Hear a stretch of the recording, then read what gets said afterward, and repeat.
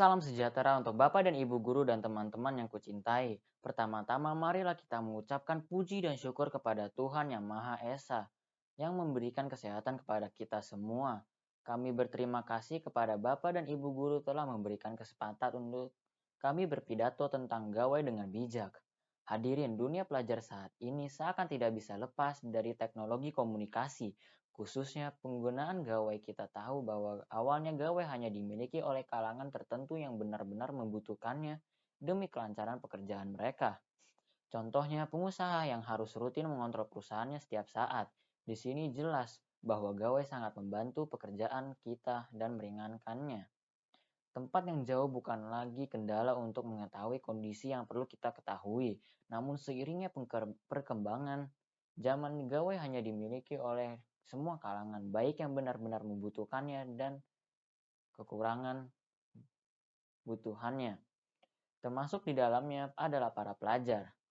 Memang di era globalisasi ini banyak pelajar menggunakan gawai dalam kegiatan sehari-harinya. Contohnya mencari informasi lewat fasilitas internet yang ada di gawai.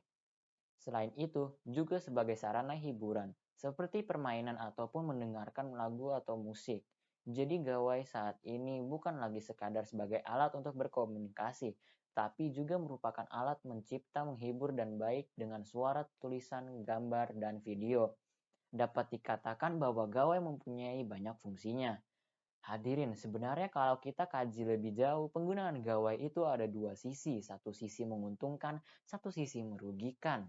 Menguntungkan atau merugikan itu tergantung pada setiap individu yang menggunakannya. Untuk itulah perlunya penggunaan gawai secara bijak. Adapun dampak positif dari gawai tersebut mempermudah komunikasi dan menambahkan pengetahuan. Sedangkan dampak negatif digunakan hanya untuk bermain game dan melihat situs-situs yang ilegal sangat berpotensi mempengaruhi sikap-sikap dan perilaku siswa di masa terkini. Hadirin, hampir tidak ada orang yang tidak suka dengan bermain game. Karena selain menghibur, game juga bisa mengurangi rasa jenuh. Setelah seharian kita belajar atau bekerja, suka itu manusiawi. Tetapi janganlah kita sampai kecanduan bermain game. Itu sangat berbahaya. Kalau kita sampai kecanduan, artinya syaraf-syaraf otak yang kita telah terjangkit penyakit GS atau disebut game syndrome. Akibatnya, di pikiran kita hanya bermain game saja yang kita perlukan, tidak ada hal lain. Hal-hal seperti belajar, membantu orang tua, mengerjakan tugas, dan lain-lain menjadi tak penting bagi dalam hal kehidupan kita. Bukankah itu sangat berbahaya bagi kita generasi muda? Hadirin, sebenarnya tidak sedikit juga teman-teman di sekitar kita yang telah terjangkit game syndrome tersebut.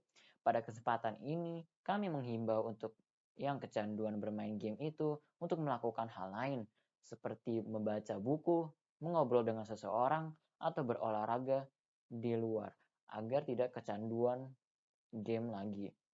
Hadirin sekalian, gawai selain menjadi kebutuhan saat ini, ternyata gawai juga telah menjadi gaya hidup bagi anak muda.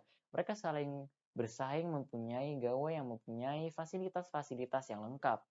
Teman-temanku, dari semua yang telah saya katakan tadi, jelas bahwa gawai mempunyai pengaruh positif dan negatif.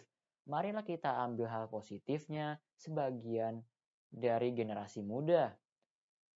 Maka sekali lagi saya menghimbau teman-teman kita yang harus bisa memanfaatkan gawai tentunya dengan tepat dan bijaksana agar bermanfaat untuk masa depan kita. Sekian yang saya bisa sampaikan pada kesempatan ini. Sebagai seorang pelajar yang masih belajar, maka saya menyadari apa yang saya sampaikan tadi masih jauh dari sempurna. Untuk itu, mohon maaf apabila kesalahan kata yang menyinggung. Harapan saya untuk kedepannya, marilah kita gunakan gawai dengan bijak dan ambil sisi positifnya dan buanglah sisi negatifnya. Kami ucapkan terima kasih.